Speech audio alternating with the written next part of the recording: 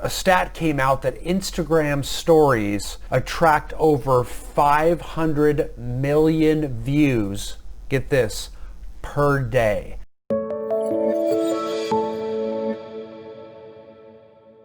Hi, this is Brian Icenhower, and I want to talk to you a little bit today about Instagram story ideas for real estate agents. And I think whether we talk about stories on Instagram or its parent company, Facebook, we've seen the emergence of stories really come onto the scene and have really caught on. A stat came out that Instagram stories attract over 500 million views, get this, per day. That's how many people are watching stories. And again, stories are, they usually are across the top of the screen, and they have them both on Instagram and Facebook, but they really originated on Instagram. They came as more or less to combat the emergence of Snapchat. Snapchat was a social media platform. It's a social media platform where you would post something and it would stay visible to the public for a certain period of time before it would go away. And that's how stories typically work. Usually your post or whatever you put in your story is only visible for 24 hours, and then it does go away. However, the amount of views, because of the visibility of stories, how they're at the top of the page, you don't have to continue to manually scroll down. You just start watching the stories, and every post within someone's story keeps showing up, and it's very addictive, where all of a sudden the viewer's just watching that story, and that's why there's so many views. So that's why it's become a non-issue. Real estate agents must get a piece of the pie on social media by utilizing stories on Instagram. Just relying on the old traditional post alone is just not enough. You're missing too much market share. You're missing too many views.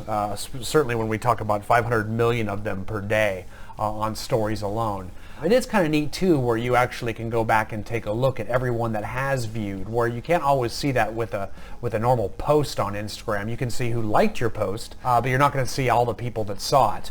Whereas with stories, you can go take everyone that looked at each image or video within your story. You can look at it and see exactly who you reached and who saw it and who was exposed. So it's better for your tracking as well too, which as a real estate coach, we like a lot. Some other neat features that you can do that we've seen take off, so by way of ideas for real estate agents on them. It's amazing the engagement that our clients get from utilizing polls, where we actually put a poll out there. Maybe you've got a listing and you're asking whether you prefer the backsplash in the kitchen versus the bathroom. Which updates do you prefer, or even which of my new logos as a real estate agent do you prefer, where we actually get the audience, clicking one or the other, option A or B, or even A, B, or C. So they're getting involved. Do you prefer hammocks or a porch swing? Things like that. It gets them very engaged. So that isn't usually the case with a normal post, but for some reason on stories, it really does engage a lot of people. Especially agents that have a lot of luck with it are using polls around their brand new listings, because the goal is always to try to get engagement with your listings, and the public knows that too. They can tell if you're a good marketer because you're getting them to look at their listings, and of course if they have a home to sell or a friend to refer to you that has a home to sell, they pick up on that stuff. So getting creative with that and trying to create polls to get exposure for the properties you've got listed is received very, very well by the public. In furtherance of that, I'm doing a lot of special behind the scenes footage, right? So you're actually shooting video of listings that you have that aren't yet on the market, or just hit the market, depending on the coming soon rules in your location, showing people, hey, this listing's coming soon, and taking a few photos of it and having it run in a story, or even some video of it, a video of you going through it.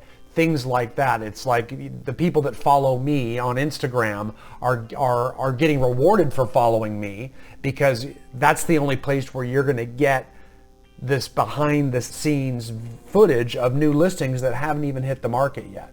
My followers are privileged because they are getting access to listings that the public does not get. And that really does work, and that does create a very inclusive attitude with your following on Instagram as well too. Similar way to do that is with people, not just with listings. We can also do it with demographics and people. So spotlighting members of your community is always a very good idea, especially highly prolific and popular ones. Like, for example, one of our clients in a small town, this one barber has been downtown on one of the key corners for the last 40 years in this small town. So this barber is one of the most popular guys in town. Apparently he was the mayor for a while as well too. So all of a sudden, if the agent is interviewing the barber about, how they're, getting through the pandemic, or, some new service they provide. So we're not only promoting the person's business, we're also aligning ourselves with them, right? This is a popular person, this is a well-respected person, and now you, the agent, are in a video jointly marketing together. So you always want to pick people that are well-respected in the community, people that are, have a large network, presidents of nonprofit organizations, managers of large businesses, people that are well-received, that you can align yourself with, because that creates a lot of trust. Because if a lot of people know that person and they trust that person, now they're going to be inclined to trust you too. So you basically borrow the sphere of influence of the person that you're interviewing and aligning yourself with them and almost taking on their sphere of influence as your own that way. So trying to align yourself with other members of the community is a very, very big deal. Of course, this one I don't think needs to be said, but getting out there, getting information, statistics about real estate. Believe it or not, as long as it's simple and it makes sense, I think that's very important. People do appreciate that. So for example, something that makes sense is talking about how the average, home price is increasing or decreasing over time. So saying, here's the average home price, that's up this much from last month, and year over year it's up this much. Those types of posts, everybody can understand that, and it makes a lot of sense to people. Although when you start talking about like months of housing inventory, we in real estate understand that, but the public often doesn't quite understand the significance there. So make sure it's very, very clear and understandable.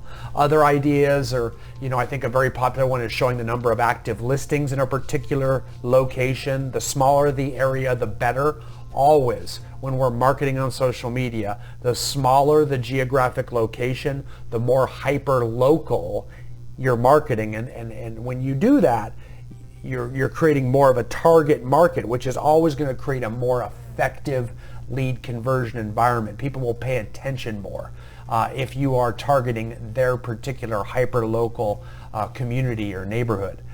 So talking about the active listings in that neighborhood, the number of properties that have gone under contract in the last 30 days in that neighborhood, and then the number of properties that have sold, typically shows that homes are selling, and when they go up for sale, that they're either going under contract or they have recently just closed and sold as well too. So those are all stats that are very easy for the public to digest, don't have to think too hard, they get it, they appreciate it, and they enjoy it. So getting out there some of those simple stats, quick too, not long 45-minute stories. We're just talking a few slides, a few images in your story, maybe some video of you talking, not going into too much detail, or we will run the risk of losing them. And you'll see that too. If you do a long diatribe of a market update, that ends up creating a long story, as you go through each segment of the story, you'll start to see the amount of your viewers decreases. And that's because they're not following, they're not tracking, it's getting too drawn out. So keeping it really simple with the market updates, I think, is really important. Other ideas are, coming out with regular, like weekly or monthly do-it-yourself, DIY tips, talking about promoting client appreciation events, promoting those, celebrating those, thanking people for those. Of course, just listeds, open houses, sale pendings, under contracts, just solds. Believe it or not, mixing those in is effective because it is evidence of your success and it reminds people you're in real estate. But please just make sure when we do this type of stuff, we're always mixing in some personal stuff too, right? We need as much personal information in our stories as we do real estate related information, because believe it or not, people want to see you.